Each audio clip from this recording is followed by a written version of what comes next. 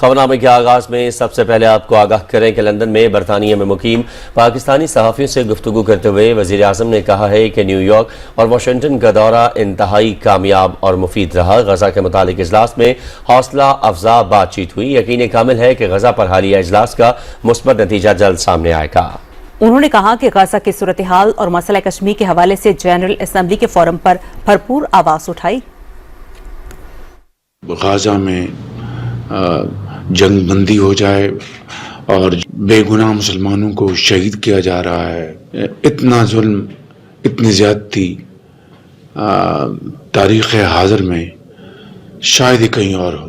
مجھے رب تعالیٰ نے یہ موقع عطا فرمایا کہ میں پاکستان کے 24 کروڑ عوام کی جذبات کی خالی ان کی میں عکاسی نہ کروں، بلکہ ہمارے جو غزہ میں جو جن پر ظلم ہو رہا ہے ان کی آواز بنوں، کشمیر میں جو ظلم ڈھایا جا رہا ہے ان کی آواز بنوں۔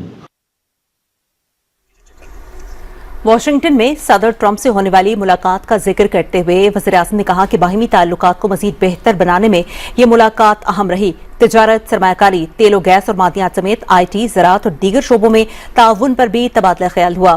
وزیر اعظم کا کہنا تھا کہ صدر ٹرمپ نے یقین دہانی کروائی کہ باہمی تجارتی تعاون کو وسعت دی جائے گی۔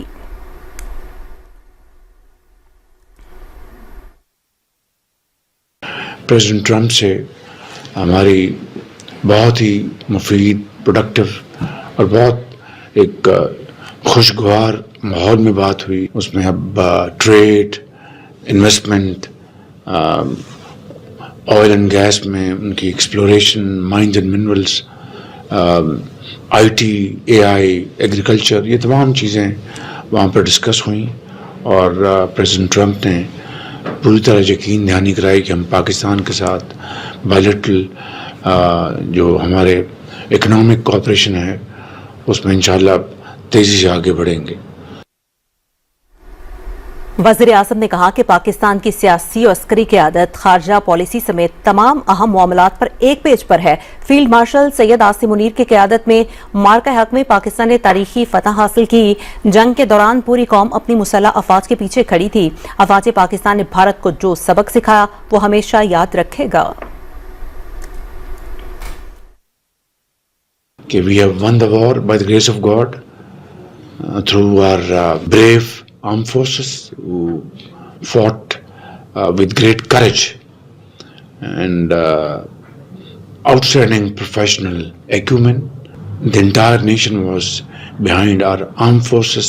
میں اور فیلڈ مارشل سید عاصم منیر ہم ہر معاملے میں مشاورت کرتے ہیں، جو بھی قومی ایشو ہے، چاہے وہ خارجہ پالیسی ہے، چاہے یہ جنگ جو ہم نے جیتی ہے، چاہے اقتصادیات ہیں، چاہے آئی ایم ایف ہے، ہر بات پہ ہم مشاورت کرتے ہیں۔ الحمدللہ we are on one page. وزیر اعظم نے کہا کہ معیشت بنیادی استحکام حاصل کر چکی، اب پائیدار استحکام کے لیے دن رات کام ہو رہا ہے۔ موسمیاتی تبدیلی کے باعث حالیہ سیلاب نے بڑی تباہی مچائی، ہمارا حوصلہ اور عزم جمع ہے، اس چیلنج سے نکل کر آگے بڑھیں گے۔ اور معیشت بھی اب الحمدللہ ہماری میکرو لیول پر مستحکم ہو چکی ہے اور اب آگے انشاءاللہ اس کی جو گروتھ ہے وہ اس کے لیے دن رات کام ہو رہا ہے۔ بدقسمتی سے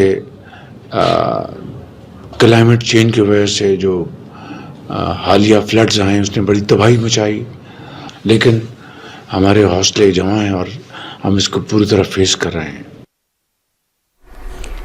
وزیر اعظم نے کہا کہ سعودی عرب کے دورے میں پاکستان کو بے پناہ عزت دی گئی۔ سعودی قیادت نے شاندار انداز میں استقبال کیا جو 24 کروڑ پاکستانیوں کے لیے باعث فخر ہے۔